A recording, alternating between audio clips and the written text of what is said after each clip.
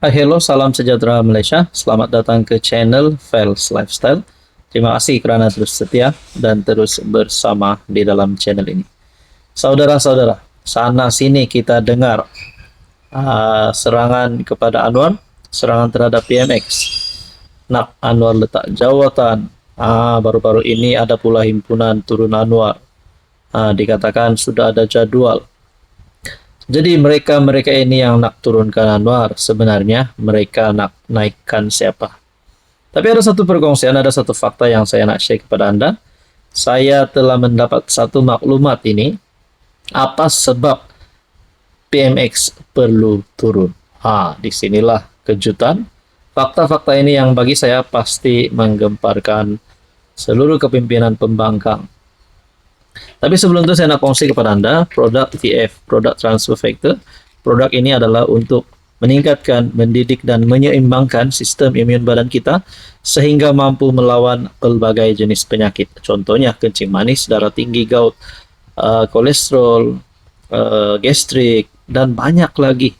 Sekiranya Anda antara yang memerlukan produk ini, Anda boleh menghubungi saya di nomor yang tertera. Saudara-saudara, pertama, kenaikan gaji penjawat awam 7% sehingga 15% mengikut kelayakan. Kedua, kenaikan kadar gaji minimum 1.500 ke 1.700. Ketiga, peruntukan program Payung Rahma RM 200 juta meningkat RM 300 juta. Keempat, STR dan SARA RM 10 bilion meningkat kepada RM 13 bilion. Ini adalah antara kenapa orang tanya dan kenapa Anwar perlu diturunkan. Belum cukup lagi saudara-saudara, kita ada 6 lagi. Yang kelima, bantuan khas keuangan 250 kepada semua pesara kerajaan. Yang keenam, bantuan khas keuangan RM 500 penjawat awam grade 15 dan ke bawah terima bantuan khas keuangan BKK. Yang ketujuh, bantuan awal persekolahan BAP diperuntukkan kepada 5.2 juta murid tahun 1 hingga tingkatan 5 tanpa mengira pendapatan ibu bapa. Yang ke-8, pelaburan tertinggi. Malaysia catat pelaburan tertinggi 2024 RM 329.5 bilion. Nomor 9, ini orang Sabah dan Sarawak suka dengar.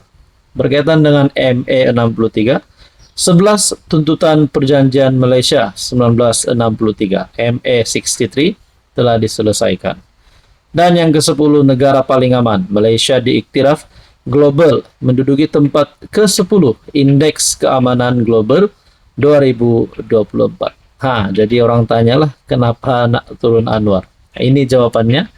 Kenapa Anwar sepatutnya tidak turun? Apa komen Anda? Hai, hello, salam sejahtera Malaysia. Selamat datang ke channel Fels Lifestyle. Terima kasih kerana terus setia dan terus bersama di dalam channel ini. Saudara-saudara, di dunia ini apa-apa saja boleh berlaku.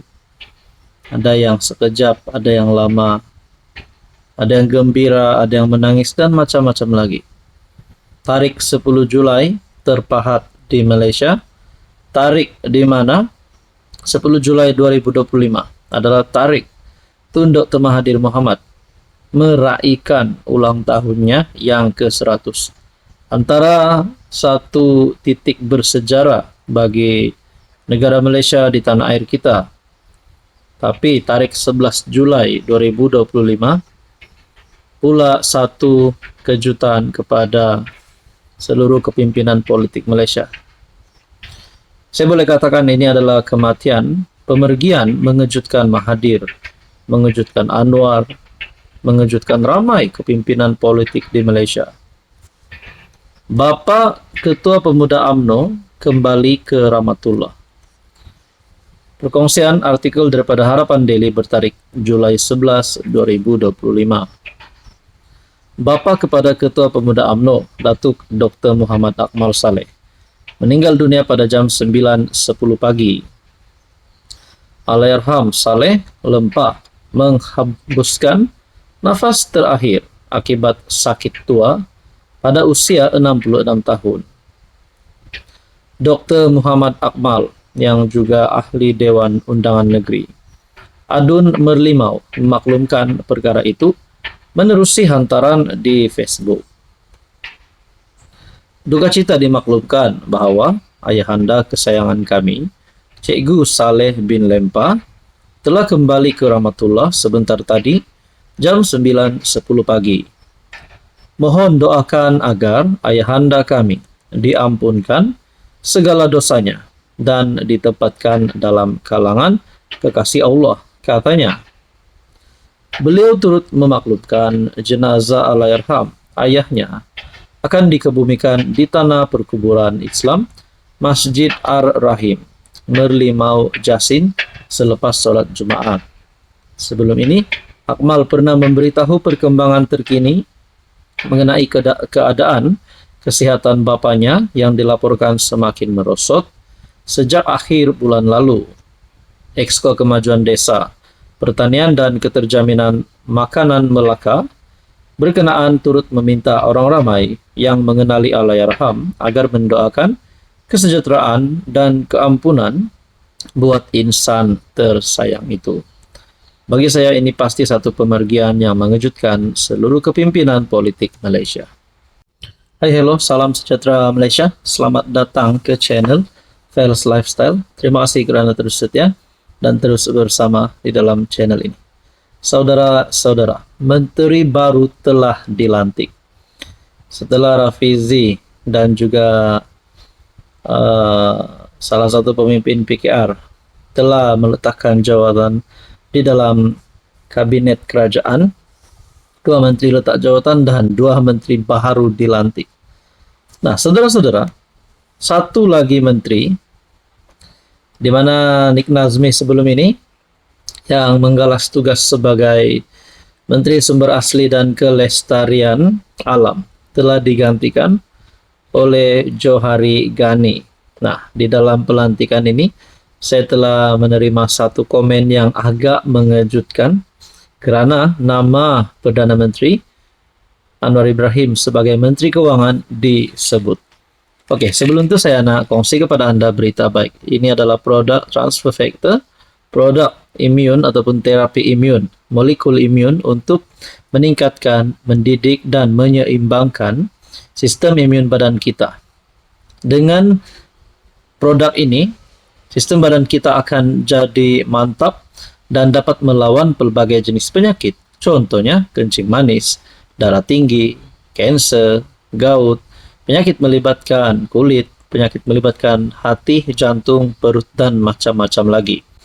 Sekiranya Anda meminati dan memerlukan produk ini, Anda boleh menghubungi saya di nomor yang tertera. Saudara-saudara, menurut Samsul Azri, Perdana Menteri Datuk Seri Anwar Ibrahim telah bersetuju dan memaklumkan kepada jemaah menteri dalam mesyuarat yang bersidang pada Rabu lalu. Johari Ghani galas tugas Menteri Sumber Asli dan Kelestarian Alam.